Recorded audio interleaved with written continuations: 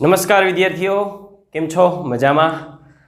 Chapter number 7 ગતિશાસ્ત્રનું last chapter. દરેક પ્રકારની ગતિઓ આપણે જોઈ. રેખીય ગતિ માટેના કારણો. હવે ચાક ગતિ જોવાના છીએ. ગતિશાસ્ત્ર સાથે સંલગ્ન પરંતુ ઘણા બધા બીજા લક્ષણો સાથે દોલન ગતિ, જે ચેપ્ટર નંબર 14 છે ત્યાં જોવાની છે. ગતિશાસ્ત્ર પ્લસ વધારાના કોન્સેપ્ટ આવે છે, પ્યોર ગતિશાસ્ત્ર નથી, એટલે એ ચેપ્ટર થોડું આ પાર્ટથી અલગ કરેલું છે. તો આજે આપણે આ પહેલા ટોપિકમાં લેક્ચર નંબર 1માં ચાક ગતિ ક્યારે કહેવાય, ચાક ગતિ કેવી રીતે થાય છે, ચાક ગતિ થતી હોય તો કયા કયા મુદ્દાઓ આપણને ઓળખવા માટે કામમાં આવે છે, આવી પ્રાથમિક વાતો કરવાના છીએ. આ ટોપિકમાં કોન્સેપ્ટ કરતાં ચેપ્ટરના નામની સમજ વિશેના અમુક એવા ઉદાહરણો છે કે જેને આપણે રેગ્યુલર ઘટનાઓમાં બનતા જોયા છે. આપણી આસપાસ બનતી સામાન્ય ઘટનાઓ એવા જ ઉદાહરણો વડે આ ગતિ સમજાવવાનો પ્રયત્ન છે. તો ટોપિક નંબર 7.1 અને સબ ટોપિક 7.1.1 બંને આપણે અહીંયા ચર્ચામાં લેશું. 7.1 છે એ પ્રસ્તાવના છે, આમ તો થોડી વાતચીતો કરેલી છે, અને 7.1.1 આપણી આસપાસ બનતા ઉદાહરણો છે. તો એમાંથી આપણે જેટલો કોન્સેપ્ટ અથવા સમજવાનો ભાગ લેવાનો છે એ વાતોમાંથી મલાઈ આપણે કાઢી લીધી છે. દરેક મુદ્દા કવર થાય એ રીતે કાઢેલી મલાઈને આપણે 1 by 1 જોઈએ. તો સૌથી પહેલો પ્રસ્તાવનાનો ભાગ છે, એમાં આપણે એ સમજવાનું છે કે દ્રઢ પદાર્થ એટલે શું. તો એ દ્રઢ પદાર્થ માટે સંરચના અથવા કોને દ્રઢ પદાર્થ કહેવો. ઉદાહરણ તરીકે હું જુદા જુદા કણો લઉં છું. એક કણ એ છે, આવો બીજો કોઈ કણ બી લઉં છું, આવો ત્રીજો કોઈ કણ સી લઉં છું, આવો ચોથો કોઈ કણ ડી લઉં છું, આવો પાંચમો કોઈ કણ ઈ લઉં છું. આવા જુદા જુદા કણો લીધેલા છે. આ કણો પોતપોતાની રીતે ગોઠવાયેલા છે. હવે આ કણોની આપણે વાત કરીએ તો આ બધા કણો એકબીજાથી કોઈક અંતરે આવેલા છે. ફોર એક્ઝામ્પલ, એ થી બી વચ્ચેના અંતરની વાત કરીએ તો એ થી બી વચ્ચેનું અંતર આપણે કોઈ ધારી લઈએ કે એ થી બી વચ્ચેનું અંતર કેટલું હોઈ શકે. તો એ અંતર આપણે એ થી બી વચ્ચેનું લઈએ છીએ 5 મીટર. ઉદાહરણ તરીકે 5 મીટર છે. આમ આવડું મોટું અંતર ન હોય પણ લખવામાં સરળ પડે એટલે આપણે લખ્યું છે 5 મીટર. બી થી સી વચ્ચેનું અંતર ધારો કે 2 મીટર છે.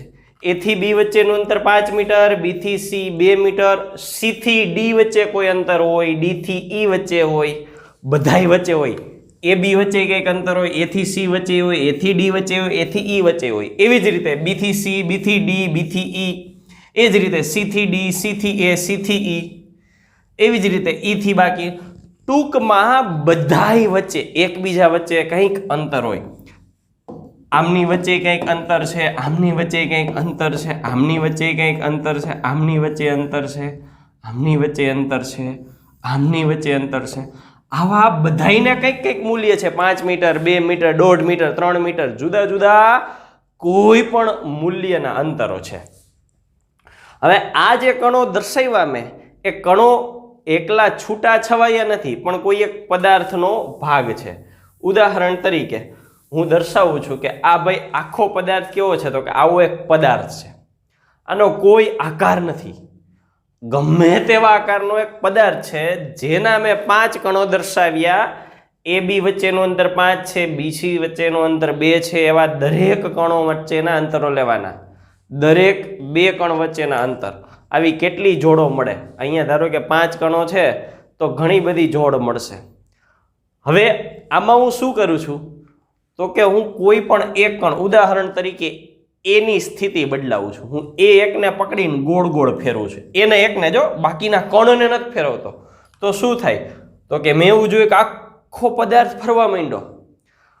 એ પદાર્થ એવી રીતે ફર્યો કે આ 2 કણો, આ 2 કણો, આ 2 કણો, આ 2 કણો વચ્ચેના અંતરો ટૂંકમાં બધાય કણોના એકબીજા વચ્ચેના અંતરો બદલાતા નથી.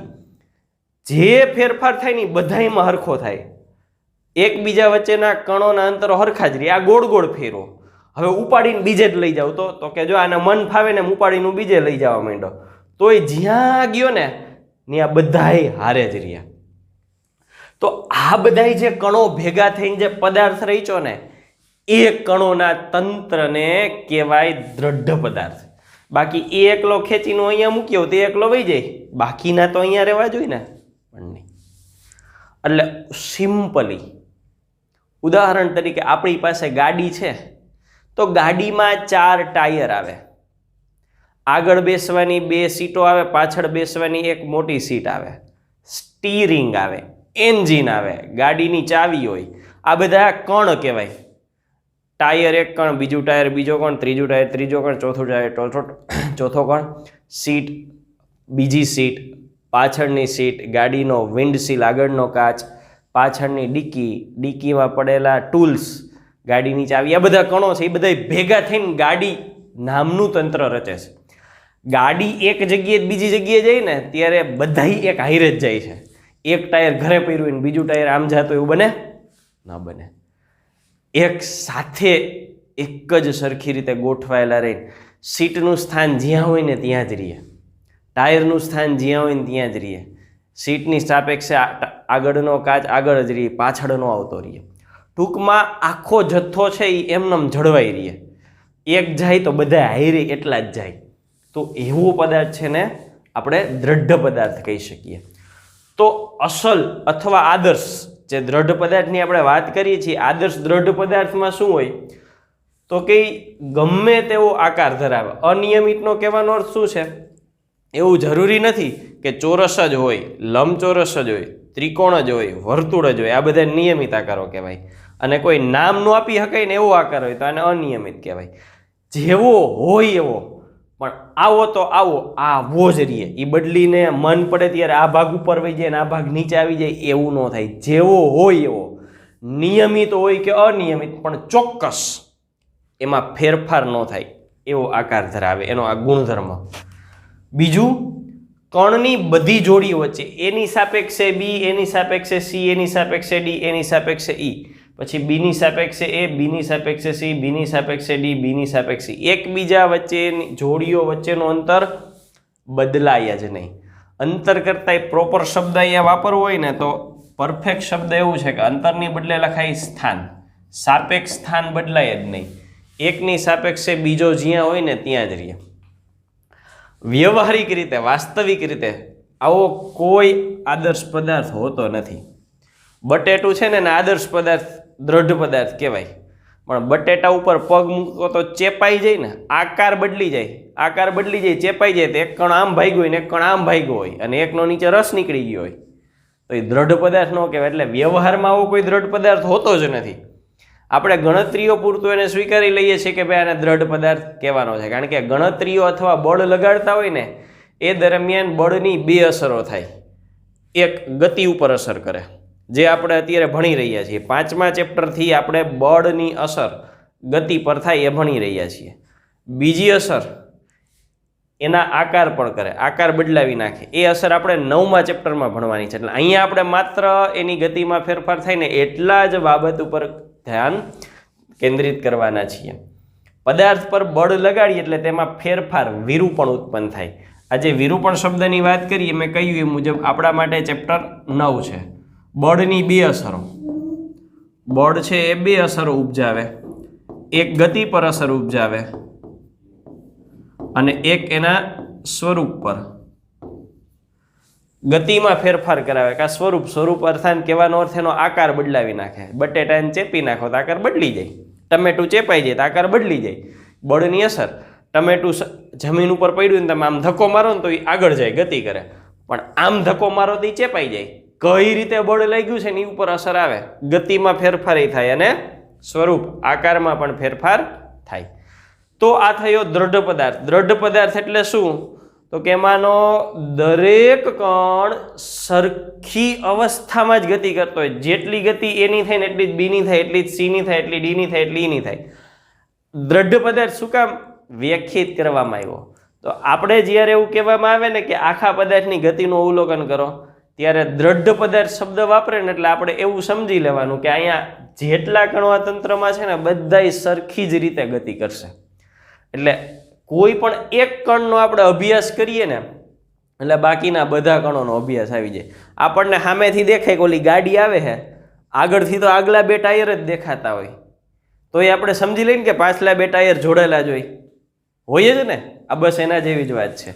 એ આટલી ગતિ કરી ને તો બી સી ડી ઈ એટલી ગતિ કરી જ હોય, અને ખરેખર કરી જ હોય, તો જ એને દ્રઢ પદાર્થ કહેવાય. બટેટાનો ઉપરનો ભાગ પકડો અને તમે એને ઉચકાવો તો નીચેનો ભાગ હોય એની મેળે નીચે પડી જઈશ. કાપી નાખો જુદી વાત છે, બાકી હારે હોય તો એની મેળે ઉપર જ આવે. બસ આ જ કારણથી દ્રઢ પદાર્થ વ્યાખ્યાયિત કરવામાં આવે છે કે આખો પદાર્થ છે એની ચર્ચા કરવાની બદલે જ્યારે ગતિના અભ્યાસ કરવા હોય ને ત્યારે આખા પદાર્થની બદલે કોઈ પણ એક કણ, અહીંયા અમે ઉદાહરણ સ્વરૂપે 5 કણ દર્શાવ્યા, તમે કોઈ પણ ઈચ્છા પડે એવું એક કણ લઈ લ્યો, એ લઈ લ્યો, બી લઈ લ્યો, સી લઈ લ્યો, ડી લઈ લ્યો, ઈ લઈ લ્યો. તો આ કારણોસર દ્રઢ પદાર્થ વ્યાખ્યાયિત કરવામાં આવે છે. આ પ્રસ્તાવનાનો ભાગ છે. આપણી જરૂરિયાત મુજબ કોન્સેપ્ટ હોય એટલો ભાગ આપણે અહીંયા ઉપાડીને લીધો છે. આખી પ્રસ્તાવનામાં તો વાતો લખી હોય, બધી વાતો ખાલી વાંચી જવાની હોય. કોન્સેપ્ટનો ભાગ છે એટલો આપણે અહીંયા જુદો પાડી દીધો. ચાલો નેક્સ્ટ પોઈન્ટ આના પછીનો છે 7.1.1, જેમાં આપણે ગતિના પ્રકારો વિશે ચર્ચા કરવાની છે. ગતિના ઘણા બધા પ્રકારો ઉદાહરણો દ્વારા સમજાવ્યા છે, અને એક ઉદાહરણ જેનું ટેક્સ્ટ બુકમાં વર્ણન છે, એ વર્ણનને આપણે અહીંયા આકૃતિમાં અને એનિમેશનમાં ફેરવીએ છીએ. આવું એટલા માટે હું કહું છું, આગળના ચેપ્ટરમાં આપણે આવું જ કર્યું છે, પણ તમે જ્યારે ટેક્સ્ટ બુક વાંચો છો ને ત્યારે એવો પ્રશ્ન થાય કે સાહેબ તમે ભણાવ્યું હોય ને તો બહુ મજા આવીને સમજાઈ ગયું હોય, પણ ટેક્સ્ટ બુકમાં એવું કાંઈ હોતું જ નથી. પણ ટેક્સ્ટ બુકે જે ઘટના 10 લીટીમાં વર્ણવી હોય ને એની મેં આકૃતિ દોરીને તમે સમજાવી દીધી. વર્ણન તમારે કરવાનું હોય એટલે ધ્યાનપૂર્વક જોશો તો ટેક્સ્ટ બુકે આપેલા ઉદાહરણો જ પોઈન્ટ ટુ પોઈન્ટ મેં અહીંયા કવર કર્યા છે, પણ એણે દર્શાવ્યું હોય એને બદલે આકૃતિના સ્વરૂપમાં વધારે સમજાવ્યું, જેથી તમને સમજવામાં સરળ રહે. તો ઉદાહરણ નંબર 1, આ એક ઢાળ છે. કોઈ પણ ખૂણો છે, ધારો કે થીટા કોણ બનાવતો ઢાળ છે. આની ઉપર હું એક પદાર્થ મૂકી દઉં છું. આ પદાર્થ લંબચોરસ ચોસલું હોય એવો લાગે છે, લંબઘન ચોસલું એવો લાગે છે, અને આમાંના કોઈ પણ 2 કણો હું સિલેક્ટ કરું છું, કણ નંબર 1 અને કણ નંબર 2. હવે મારે શું કરવાનું તો કે આ ચોસલાને મારે સપાટી ઉપર મૂકી દેવાની છે. એમને હું છૂટો મૂકી દઉં એટલે લસરીને લપસીને નીચે આવશે. એ નીચે આવે ને ત્યારે મારે કણ 1ની ગતિનો અભ્યાસ કરવાનો અને કણ 2ની ગતિનો અભ્યાસ કરવાનો. હવે 1 અને 2 બેયની ગતિ મારે માપવાની છે. હવે આ ચોસલું નીચે આવે છે, આ પ્રમાણે ચોસલું નીચે આવ્યું ને તો જે દિશામાં 1 ગયો, 1 પહેલા ક્યાં તો અહીંયા હતો, બરાબર. આ જો એની હું રેખા ડોટેડ લાઈનથી દર્શાવી નાખું. 2 અહીંયા છે. જે લાઈન ઉપર 1 જાય છે એ જ લાઈન ઉપર 2 જાય છે. કહેવાનો અર્થ, ધારો કે આનો વેગ v1 છે અને આનો વેગ v2 છે, તો બે v1 ને v2 સમાન છે, મૂલ્ય સમાન હશે, બેયના દિશા સરખી છે. તો આ દ્રઢ પદાર્થનો એક કણ જેવા પ્રકારની ગતિ કરે ને એવો જ કણ બીજો ગતિ કરે છે. એટલા જ વેગ સાથે, એટલી જ દિશા સાથે એ ગતિ કરે છે.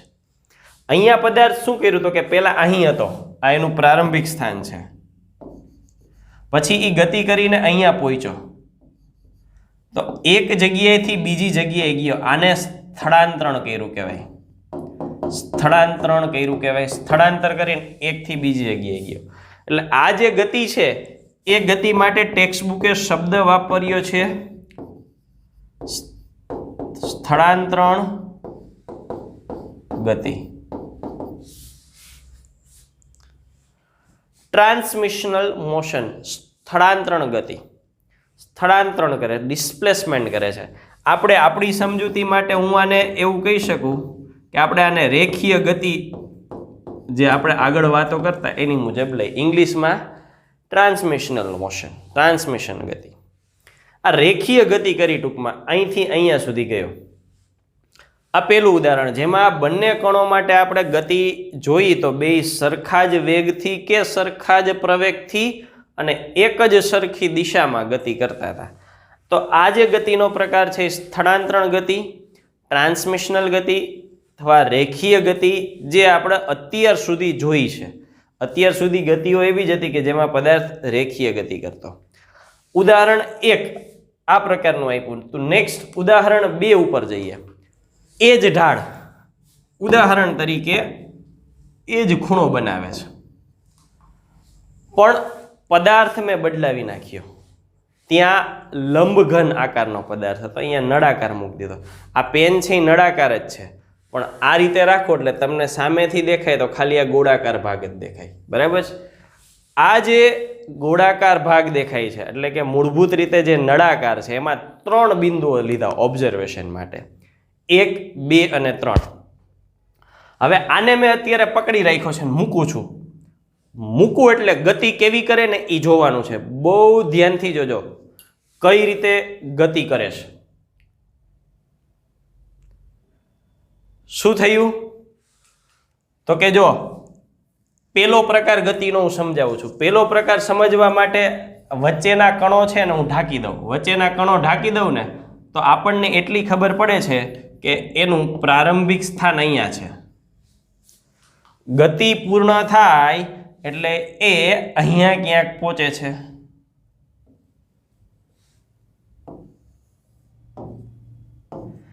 એક સ્થાનેથી બીજા સ્થાને ગયા. એક સ્થાનેથી બીજા સ્થાને ગયા એટલે આ ગતિમાં એક પ્રકાર તો હું લખી જ નાખું, સ્થળાંતરણ ગતિ અથવા તો સ્થાનાંતરણ ગતિ. બે મળતા આવતા શબ્દો છે. ટૂંકમાં રેખીય ગતિ થઈ. Is it clear? ચાલો હવે અંદર રહેલા કણોને જુઓ. એમાંય 1 નંબર અને 3 નંબર છે ને એ વધારે સારી રીતે દેખાય છે. 1 નંબર અને 3 નંબર પદાર્થની અંદર શું થાય છે? તો કે 1 નંબર અને 3 નંબર પદાર્થની અંદર જો ગોળ ગોળ ફરે છે. ફર્યા ને?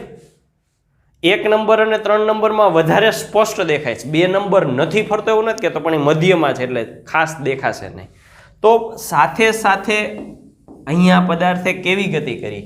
તો કે અહીંયા પદાર્થે ચાક ગતિ કરી. ભ્રમણ ગતિ કહેવાય, ભ્રમણ ગતિ કહી શકાય, ભ્રમણ ગતિ કરી. તો અહીંયા કોઈ નળાકાર પદાર્થને કે જેની ગોળાકાર સપાટી સંપર્કમાં છે એ પદાર્થને જો આપણે ગતિ કરવા દઈએ તો એ સ્થળાંતરણય કરે છે અને પોતાની ગોળાકાર ફરે છે, ચાક ગતિ કરે છે. 2 પ્રકારની ગતિનું મિશ્રણ થયું.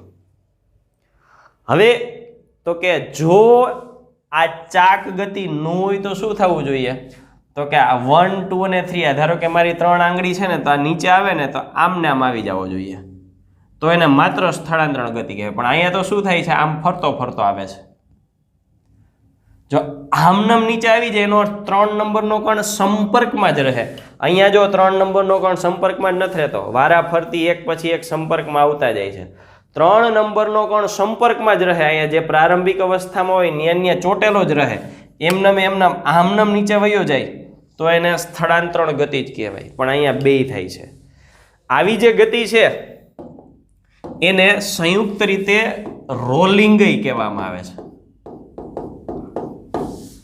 રોલિંગ એટલે ગોળ ગોળ ફરવું અને એક જગ્યાએથી બીજી જગ્યાએ જવું. એટલે આના માટે રોલિંગ પછી બીજો શબ્દ વપરાય છે સરક્યા વિના. ગબડતો પદાર્થ, ગોળ ગોળ ફરવું એને ગબડવું કહેવાય, અને સરકવું એટલે લપસવું. તમે લપસિયામાં બેસો છો ને ત્યારે તમે લપસા કહેવાય. જે શરીરનો ભાગ લપસિયાની સપાટીના સંપર્કમાં રહે છે ને એ જ સપાટી સંપર્કમાં રહે છે જ્યાં સુધી તમે નીચે ઉતરો. એટલે તમે ધારો કે મારો હાથ આ રીતે છે ને તો લપસિયામાં તમે આમ ને આમ નીચે પડો છો. આ પદાર્થમાં શું થાય? તો કે આમ ફરે છે એટલે દરેક બિંદુ અહીંયા ક્રમશઃ વારાફરતી સંપર્કમાં આવે છે. એકનું એક બિંદુ ત્યાં ચોઈટું નથી રહેતું. અને આપણે લપસ્યું ખાઈને ત્યારે આપણા શરીરનો ભાગ શરીર લપસ્યાની સપાટી હારે ચોટેલો રહીએ છે, એ જ ભાગ પહેલે જ છેલ્લે સુધી અહીંયા તો બિંદુ જ બદલા રાખે છે. એટલે આ જે ગતિ છે ને રોલિંગ કહેવાય, જેમાં સ્થળાંતરણય થાય છે અને ચાક ગતિ એટલે કે ભ્રમણ ગતિ થાય છે. એને ઇંગ્લિશમાં સંયુક્ત રીતે રોલિંગ કહેવાય છે, અથવા ગુજરાતીમાં એના માટે શબ્દ વપરાય છે સરક્યા વિના ગબડતો પદાર્થ. ચાલો, આ બીજું ઉદાહરણ આપણે અહીંયા પૂર્ણ કર્યું. નેક્સ્ટ ઉદાહરણ નંબર 3. ઉદાહરણ નંબર 3, પંખો, સીલિંગ ફેન. આપણા દરેકના ઘરમાં છે, જોયેલો છે અને સંપૂર્ણપણે આના વિશેનું જ્ઞાન છે. સીલિંગ ફેન સ્વિચ ચાલુ કરીએ એટલે ફરવાનું ચાલુ થાય. ફરવાનું ચાલુ થાય ને એટલે પાંખિયા ફરતા હોય છે. પાંખિયા ફરતા હોય છે એની જો વાત કરીએ તો એ દરમિયાન આ વચ્ચેનો જે ભાગ છે જેની ઉપર લટકાવ્યો છે એ તો સ્થિર જ છે. સ્થિર જ છે ને, એટલે આ બિંદુ છે એની આસપાસ આ પંખો ફરે છે. આ બિંદુની આસપાસ પંખો ફરે છે. ઊભો રહી ગયો. આ બિંદુની આસપાસ પંખો ફરે છે. એટલે આ જે બિંદુ છે એ અથવા તો આ જે રેખા દોરી એની આસપાસ ફરે છે. આની આસપાસ ભ્રમણ કરે છે એટલે આને કહેવાય ભ્રમણ અક્ષ. ધરી સંધિ ભેગી કરીએ તો આના માટે ભ્રમણાક્ષ.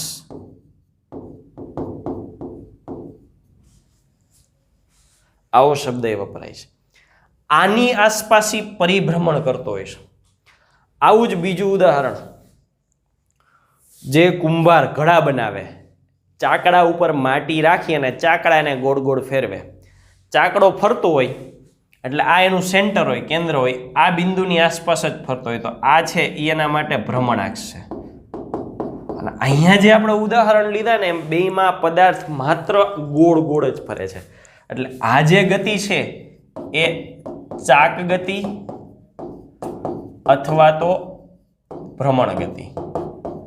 જ્યાં માત્ર ચાક ગતિ કે ભ્રમણ ગતિ થાય છે એવા ઉદાહરણો લીધા. અને ચાક ગતિ કે ભ્રમણ ગતિ થતી હોય એટલે જે એનું કેન્દ્ર હોય એમાંથી પસાર થતી જે લાઈન હોય એને કહેવાય ભ્રમણાક્ષ. તો ભ્રમણાક્ષ એટલે શું? તો કે ભ્રમણાક્ષ એટલે એવી રેખા આ અહીંયા આ કે જેને અનુલક્ષીને દ્રઢ પદાર્થ ચાક ગતિ કરે તે અક્ષને ભ્રમણ અક્ષ કહે છે. ચાક ગતિ થતી હોય ને એટલે એને ભ્રમણ અક્ષ હોય. આ કાલ્પનિક અક્ષ છે કે એક એવી જગ્યા, એક એવી લીટી કે જેની આસપાસ જ પરિભ્રમણ થતું હોય. તો આ જે ઉદાહરણ હતું એમાં પરફેક્ટ ચાક ગતિ શું છે એને આપણે જુદી પાડી. આ બધા ઉદાહરણો એવા છે જે આપણે વ્યવહારમાં જોયેલા છે. તો ઉદાહરણ નંબર 3 છે એમાં પંખો અને કુંભારનો ચાકડો, આ બંનેને લીધા જે ચોખ્ખી ચાક ગતિ કરે છે, પ્યોર ચાક ગતિ, માત્ર ને માત્ર ચાક ગતિ કરે છે, બીજી કોઈ ગતિનું મિશ્રણ નથી. તો આ રીતે આપણે જુદા જુદા ઉદાહરણો દ્વારા માત્ર રેખીય ગતિ જુદી પાડી, માત્ર ચાક ગતિ જુદી પાડી, રેખીય ચાક બે થતું હોય એવી વાતની ચર્ચા કરી. તો આ ચર્ચા ઉપરથી હવે આપણે ચાક ગતિ થતી હોય ત્યારે એના લક્ષણો શું હોય એના ઉપર આવીએ. આપણને જે આવડતી હતી રેખીય ગતિ હતી, પછી એવા ઉદાહરણો જોઈએ જે આપણને રેખીય ગતિ તરીકે સમજાયેલા હોય પણ એમાં ચાક ગતિ હોય, અને પછી પ્યોર ચાક ગતિ. એટલે હવે ઓળખીએ કે ચાક ગતિ દરમિયાન બીજી કઈ કઈ બાબતો ધ્યાનમાં આવે. તો એક આવો અનિયમિત આકારનો પદાર્થ લઉં છું. અનિયમિત આકારનો પદાર્થ લઉં છું. આ અનિયમિત આકારના પદાર્થને હું ગોળ ગોળ ફેરવવાનું ચાલુ કરું છું. માત્ર ને માત્ર ભ્રમણ કરાવું, ચાક ગતિ કરાવું છું. આ ચાક ગતિ થાય ત્યારે મારે એના પરના જુદા જુદા બિંદુઓ ધ્યાનમાં લેવા છે. ઉદાહરણ તરીકે આ બિંદુ છે P1, આ કોઈ P2 બિંદુ છે, આ P3 બિંદુ છે. હવે હું એક યામ પદ્ધતિ લઉં એ મુજબ અહીંયા દર્શાવું કે આ અક્ષ છે એ Z અક્ષ છે, આ Z અક્ષ છે. ટોટલ X, Y ને Z 3 અક્ષ હોય, બરાબર છે. ટેક્સ્ટ બુકની હારે રહેવા અને Z અક્ષ નામ આપ્યું એવું જરૂરી નથી કે Z અક્ષ જ આપવું. કોઈ પણ એક અક્ષ દર્શાવવાની વાત છે, પછી એના ઉપર સમજૂતી આગળ કરવાની. આ Z અક્ષ કીધી એ જ રીતે ઉદાહરણ તરીકે આને હું એક્સ અક્ષ કહું છું અને આને હું વાય અક્ષ કહું છું. તો પદાર્થને હું આ રીતે ગોળ ફેરવું છું, આ રીતે ગોળ ફેરવું છું, તો એના માટે ભ્રમણાક્ષ શું થશે? ઝેડ. એટલે અહીંયા લખીએ ભ્રમણાક્ષ તરીકે શું આવશે? તો ઝેડ અક્ષ. જોજો શબ્દોના અર્થઘટન જોજો. ભ્રમણનું સમતલ એટલે કોઈ પદાર્થ ગતિ કરતો હોય ને એનો ગતિ માર્ગ તમે દોરો. આ પેન જોજો, આ પેન છે ને એ આ રીતે હું ગતિ કરાવું છું. જોજો આ રીતે ગતિ કરાવું છું. હવે એનો ગતિ માર્ગ અહીંયા દોરું તો ગતિ માર્ગ આ થાય. હવે ધ્યાનથી જોજો, ગતિ આ રીતે કરે છે ને, આ રીતે ગતિ થાય એટલે એની ભ્રમણાક્ષ થઈ. આ ભ્રમણાક્ષ, આ ભ્રમણાક્ષ. એનો ગતિપથ દોર્યું ક્યાં આવ્યો? આ બેમાં. એટલે જો બહાર નીકળતી અક્ષને હું ઝેડ કહું, આને એક્સ કહું અને વાય કહું, તો ગતિપથ કયા સમતલમાં આવ્યો? તો કે એક્સ અને વાયમાં આવ્યો. તો એ જ રીતે અહીંયા ઝેડ અક્ષની આસપાસ ગતિ કરે છે, તો આ પદાર્થને આમ ફરાવડું છું. હવે એને હું અહીંયા ગતિ માર્ગ દોરું મારા હાથમાં, તો મારો હાથ કયા સમતલમાં થાય? તો કે મારો હાથ આ વાય અક્ષ થઈ અને આ એક્સ અક્ષ થઈ. આકૃતિ પ્રમાણે આ વાય અક્ષ ને આ એક્સ અક્ષ. તો ભ્રમણનું સમતલ કયું થયું? X Y. એટલે જે સમતલમાં ગતિ થતી હોય ને એને ભ્રમણાક્ષ કેવી હોય? લંબ હોય. ભ્રમણાક્ષ સમતલને લંબ હોય. હવે આપણે કણ લીધા જુદા જુદા, એ કણ માટે વાત કરીએ. કયા કયા કણ લીધા છે? તો કે આકૃતિમાં દર્શાવ્યા પ્રમાણે P1 કણ લીધો છે, P2 કણ લીધો છે, P3 કણ લીધો છે. પછી લખીએ એનું ભ્રમણાક્ષથી અંતર.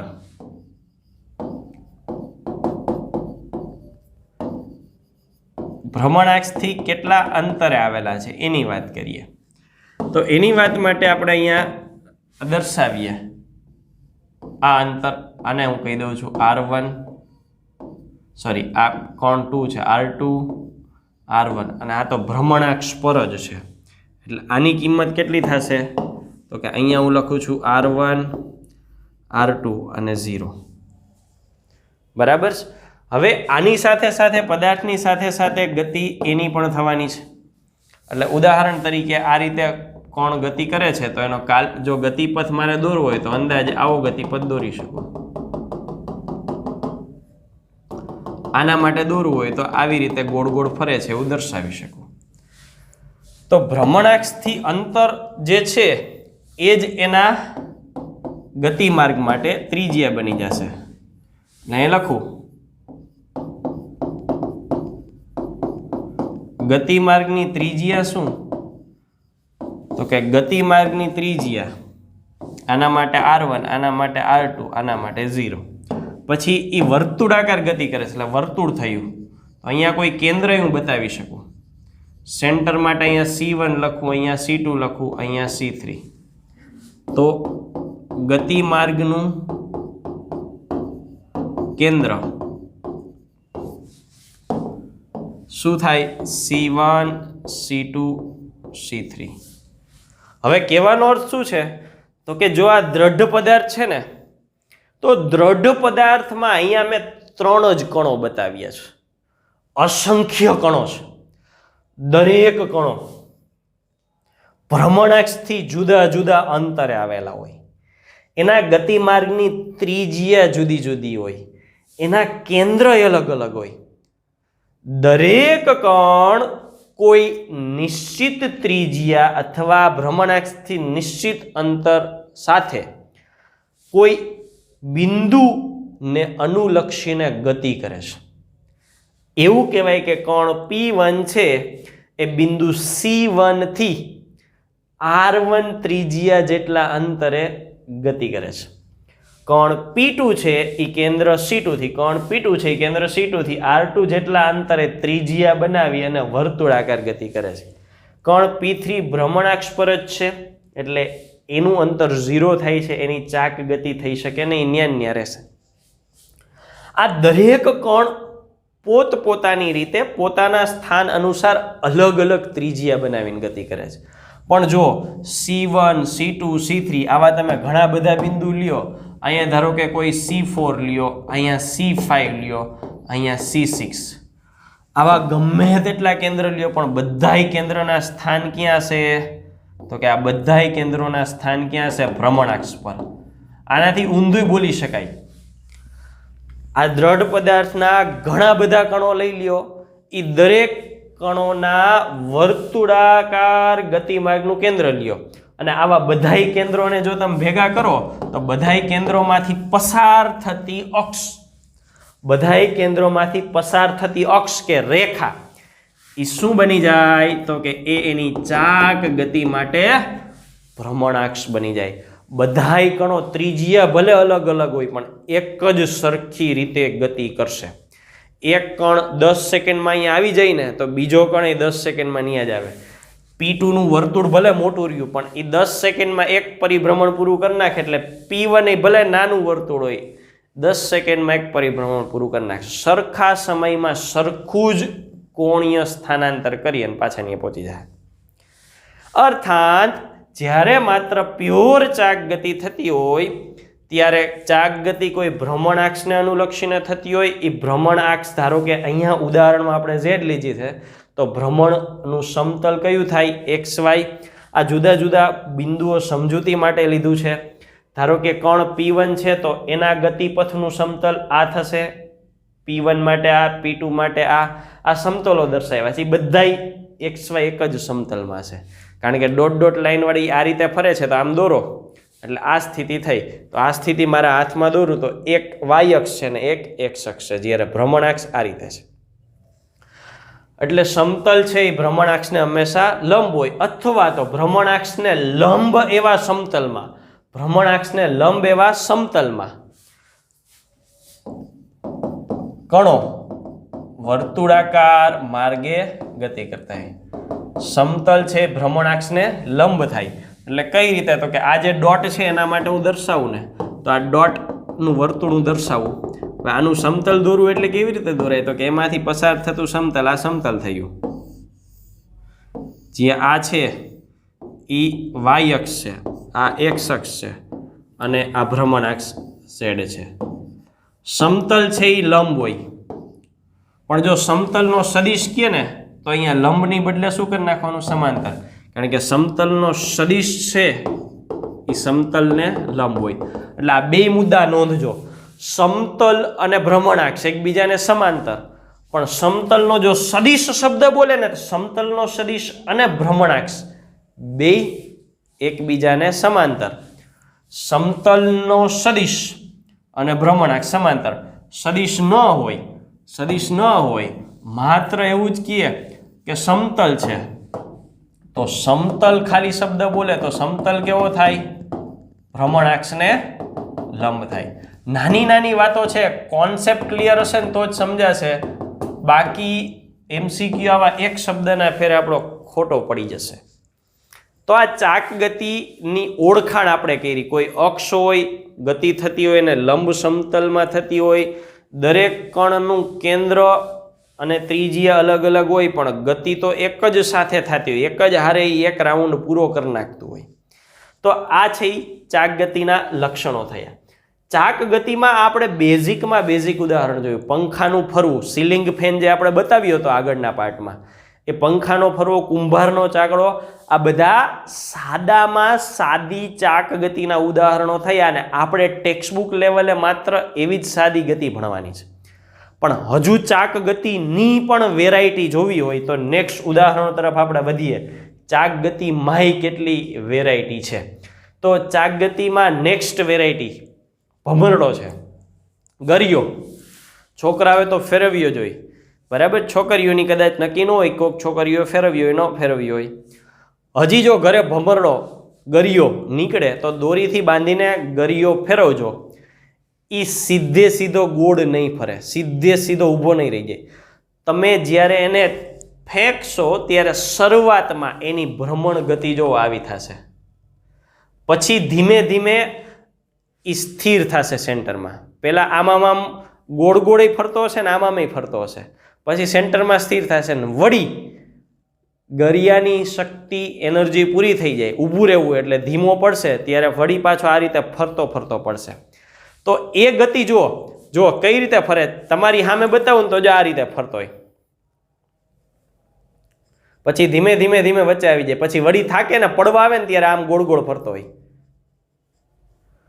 પણ ધ્યાનથી જો આ જ ઉદાહરણને ધ્યાનથી જોઈએ તો નીચેના પાર્ટમાં શું થાય છે, તો કે જો આ બિંદુ તો અહીંયા હોય, એ ખાસ મૂવમેન્ટ નથી કરતું. હવે ગરિયાની વાત કરીએ તો આ ગરિયો અથવા ભમરડો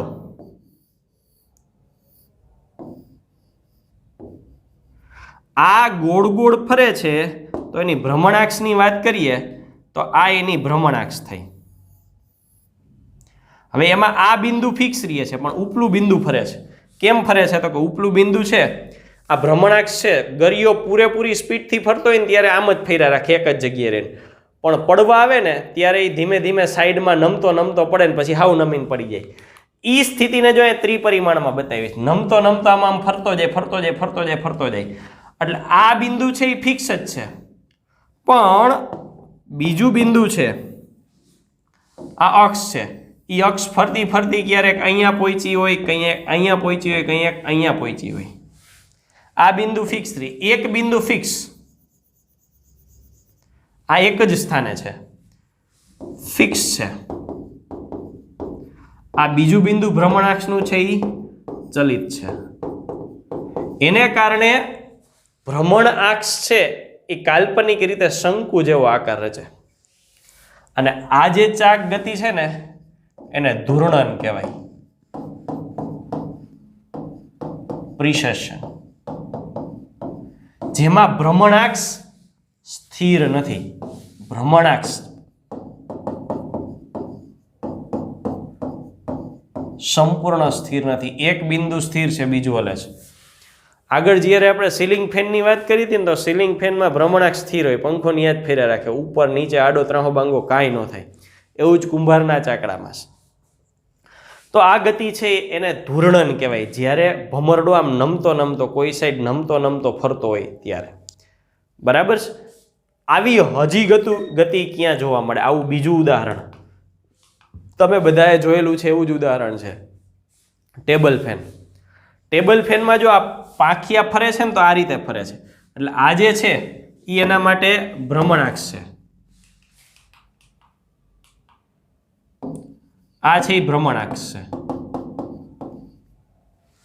પણ બે પ્રકારની મૂવમેન્ટ હોય છે, આપણને ખબર છે. અહીંયા એક સ્ક્રૂ હોય છે, મંડપ સર્વિસના પંખામાં વધારે હોય. એ સ્ક્રૂ દ્વારા શું કરી શકો તમે? તો કે આને તમે ઉપર અને નીચે કરી શકો, ઉપર અને નીચે કરી શકો. એટલે જો આ બિંદુ સ્થિર છે, ભ્રમણાક્ષ ક્યારેક અહીંયા જાય, ક્યારેક અહીંયા જાય. તમે પંખો આમ નમાવી દો તો ભ્રમણાક્ષ નીચે, આમ સીધો હોય તો આ તરફ, આ રીતે આ ઉપર. આ ઉપર અથવા નીચે કરવાની વાત થઈ. અને લગ્નમાં જે મંડપ સર્વિસના પંખા હોય ને એ ઉપર નીચે સતત ન ફરતા, આપણે કોઈ પણ જગ્યાએ રાખીને મૂકી દીધા હોય, પણ એ આ રીતે સતત મૂવમેન્ટ કરતા હોય, જોઈએ જ છે આપણે બધાએ. તો ભ્રમણાક્ષ આ રીતે મૂવમેન્ટ કરે અને આ રીતે મૂવમેન્ટ કરે. એટલે ભ્રમણાક્ષ છે એનો એક છેડો ફિક્સ છે, પણ આ છેડો ઉપર નીચે જઈ શકે. આ છેડો ફિક્સ છે, પંખાને ઉપર નીચે કરી શકો અને આ બાજુથી ફરતું જ હોય. હવે આ બધી બાજુની ગતિ લઈએ તો જો આ એક પ્રકારનો શંકુ થાય, અને તમારી સામે રાખવું એટલે જો આ પ્રકારનો પંખાના પાંખિયા અહીંયા ફરતા હોય તો આ રીતે થતો હોય, ઉપર નીચે કરી શકાય. એટલે આ બિંદુ ફિક્સ રહેશે, પણ આ તો ફરશે જ. તો આ ગતિમાં પણ ભ્રમણાક્ષ સ્થિર નથી, ફરે છે.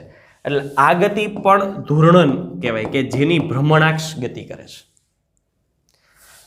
તો આ પ્રકારે ચાક ગતિમાં ભ્રમણાક્ષ માટે આપણને જુદી જુદી વેરાયટી મળે. ચાલો હજુ એક ચાક ગતિના ઉદાહરણ તરફ આપણે આગળ વધીએ. એક પદાર્થ છે, આને ફેંકીએ છીએ, ઉપર ફેંકીએ છીએ. ધારો કે આ સોડાની બોટલ છે એવું સમજી લો. તમે ફેંકો છો અને પ્રક્ષિપ્ત ગતિ કરે છે, આમ ત્રાસી ફેંકો છો ને એટલે ઉપર જાય છે, નીચે પડે છે. તો એના પ્રક્ષિપ્ત ગતિ માર્ગે પડવાની એક શક્યતા. આને તમે પેનને બોટલ સમજી લ્યો તો જો ગતિ એક આવી થાય, અહીંથી આ રીતે જાય. હવે એવો એની જ બોટલ અહીંયા બીજા માર્ગે ફેંકવી છે. કઈ રીતે ગતિ કરી શકે? તો કે આ બોટલ સીધી આ રીતે જાય, આ બોટલ સીધી આ રીતે જાય છે. તો જો થોડીક વાર પછી ધારો કે આનું તમે સ્થાન જુઓ તો ક્યાં હોય? તો કે ધારો કે અહીંયા છે.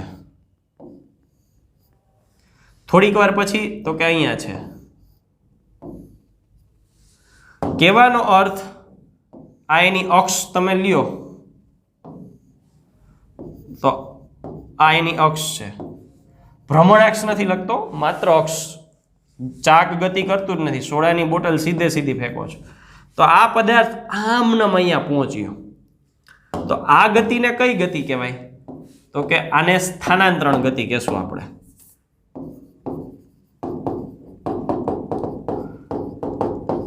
કારણ કે આ પદાર્થ માત્ર પોતાનું સ્થાન બદલાવી ગયો છે, પોતે ક્યાંય ફેર્યો નથી. પણ બીજી સ્થિતિમાં આ જ ઘટનાને હું દોરું અને આ છે. હવે આ પદાર્થ છે ને આમ આ રીતે જાય છે, આમ ફરતો જો આમ ફરતો જાય, એ ફરતો જાય ને એવી આકૃતિ દોરું એટલે ક્લિયર થઈ જાય કે આ કઈ રીતે ફરતો હશે.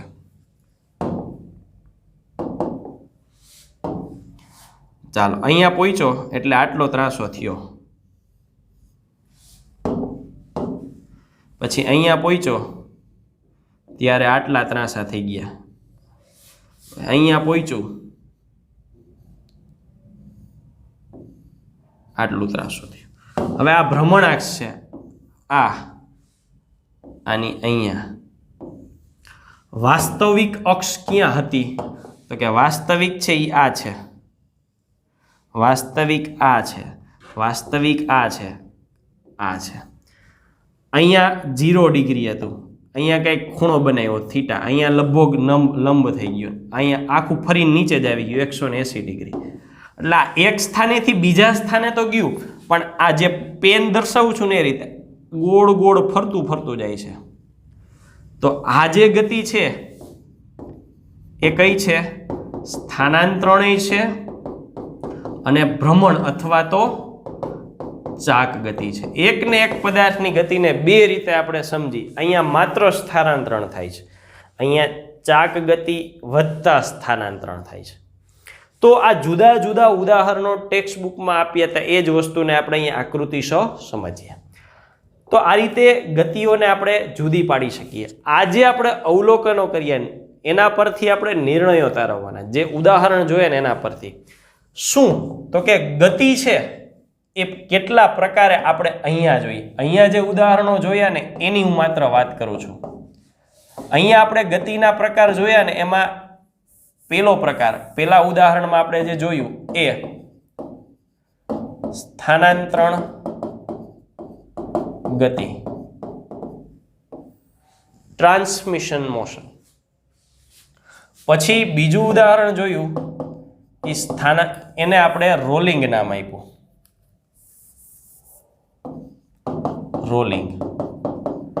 અને રોલિંગ એટલે બે પ્રકારની ગતિ, સ્થાનાંતરણી થતું હતું